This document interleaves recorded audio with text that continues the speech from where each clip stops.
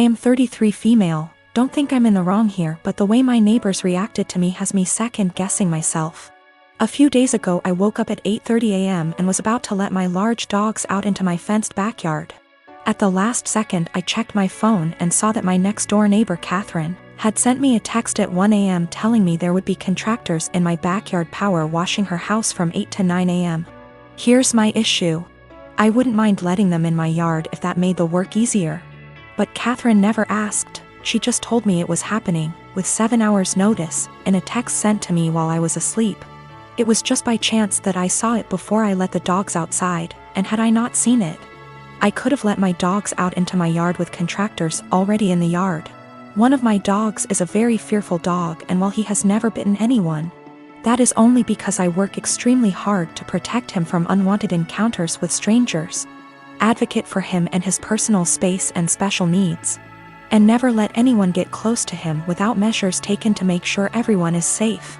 He is a very loving and special dog, so this is just not a risk I'm willing to take because I want to be a responsible dog owner. My neighbors know this, and they know he's scared of pretty much any person that I don't carefully introduce him to.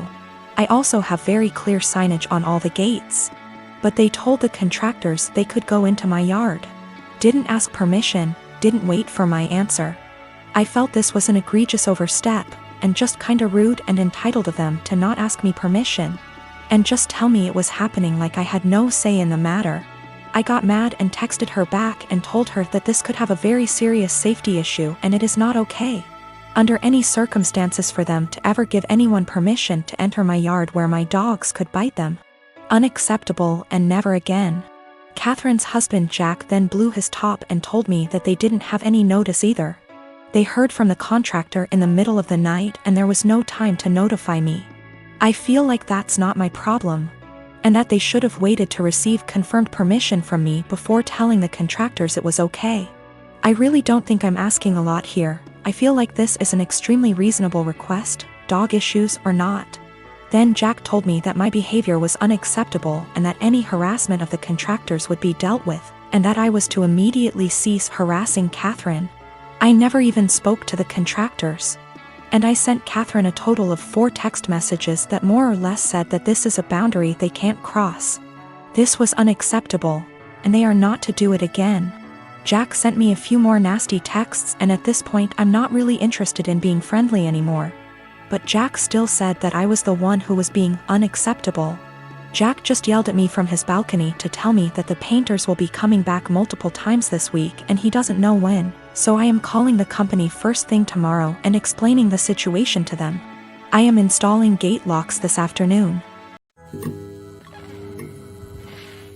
I come from a conservative Christian family. All my family members were / are involved in the church and have church-based jobs. When they met my wife, they loved her and embraced her as their own. We dated for 2 years and discovered she was pregnant after we got engaged. Invitations were already given at the time and we decided to still have the wedding on date when my wife was 5 months in. My family were furious when they found out my wife was pregnant. They asked if we even still considered having a wedding. I said why not, but they were very upset, especially Mom and Dad, who said they've always been known for their decency and good Christian values, and weren't willing to let this stain their reputation. As in my wife and I getting married while pregnant. They officially dropped out and refused to negotiate, saying it was done and I have only myself to blame for this outcome, and should move the wedding out of town. I was hurt. I tried to change their minds and checked with other members, but my brother said he had no intentions to look like a joke in front of his fellow church members and dropped out. My aunt pretended to be sick and said she may not be able to make it, she's 100% healthy. My cousin said he had business trip and stopped his wife and kids from attending, and my uncle cussed me out, torn the invitation and kicked me out. I felt terrible with no family members of my own to support me and share my joy at my wedding. I even broke down crying after the ceremony. I haven't spoken to them for months and then got busy with my 4-week-old daughter. My cousin reached out to hand me gifts and well wishes for the birth of my daughter sent from my family. I returned everything. He sat with me on behalf of the family, saying I shouldn't have returned gifts that were from my family who want to see and hopefully be involved in my daughter's life. He said Mom's longing to meet her grandbaby and everyone else is wanting to visit soon to celebrate my daughter's life. I asked him this question. I said, wasn't my daughter the reason why the entire lot of them abandoned my wedding? He just stared grudgingly as I went on about how they treated my daughter as something to be ashamed of and hide. My daughter at some point will ask about the wedding, and I have no intentions on lying to her. He replied saying he guaranteed I got it all wrong, and no matter what goes down between us I can never deny that my daughter is their granddaughter, //niece / etc., and they're her family. He asked that I arrange for them to visit, but I refused. He kept pressing the idea, but I shut him down. My wife says I should let them come, but I still refused. I have waited tables for the last 3 years. During my shift last night, a group of 4 women in their late 20s came in. They were a pleasure to have as customers. They ordered 4 of our house cocktails to start with and then went over the menu for their entrees. Then I was on my way back to their booth with the drinks on a tray. I walked by the back side and overheard one of them talking about how she was 14 weeks along. When I rounded back, they were talking about the same topic, and it was clear to me that she was pregnant. I figured her having 1 drink wasn't a big deal. They ordered their entrees and I went off to handle other tables. About 5 minutes later, they called me over again and asked for another round. At this point I started getting concerned, but I took the order and cheerfully said I'd be right back.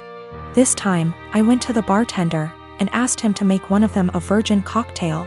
He was confused, but since he's a good friend of mine, I told him to just trust me.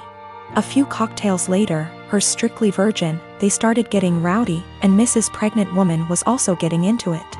I figured that since she didn't notice, things were okay. The problem came when I took them their check, and they asked to split the bill at the register. When Mrs. Pregnant Woman got to the counter, I saw her cocktails were marked with virgin. My bartender had edited each in the system for inventory. It was too late for me to edit them back, so I just had her pay, hoping that she wouldn't look at the receipt. They all thanked me and left, leaving a generous tip in the process. They were talking in the parking lot for the next short while, presumably waiting for an Uber. Several minutes later, Mrs. Pregnant Woman came back and asked what virgin on the receipt meant. I fessed up that it meant non-alcoholic. She blank stared me for a few seconds and then asked if she had ordered a non-alcoholic cocktail. I said no, but told her that I assumed she wanted one seeing as she was pregnant. It was a lame lie and I'll admit it, but she looked me in the eye and asked me to return her part of the tip. I did so. Then she talked to my manager. My manager took me into her office and literally shrieked at me until hoarse. I stood my ground and told her that I'm not going to be responsible for FAS. She told me that she was taking me off the calendar until she decided what to do with me. She also informed me that I could get the restaurant in serious trouble for discrimination. And upon examination of my state's laws, she is correct. But when I talked to my mother and father about it tonight, they told me that they understood my position. The entire staff at the restaurant is against me, and I think that I'm going to call in and tell my manager that I quit. But I still feel in the right here. I am a 35-year-old female. I don't have the best relationship with my husband's mom. Since day one, she tried to make remarks and compare me to her. She then tried to get on my good side and started overly praising everything I do, and sometimes even copying me, like that one time when she dyed her hair purple just like mine, and when everyone pointed out how ridiculous she looked. She actually blamed me and accused me of trying to make a joke out of her. So, anyways, my husband and I took 2 weeks off work to go visit some places out of the country, tourism in other words. Thing is, I was the one who saved up for and arranged for the trip. My husband was responsible for booking the tickets. My husband's mom wanted to come along and threw temper tantrums when I said no. She called, texted, sent people to talk to me into letting her come. Even threatened to call the police and make some complaint up to get us to stay if she can't come. My husband said we should just take her, but I told him he was wrong to tell her about the trip in the first place. He gave me an ultimatum.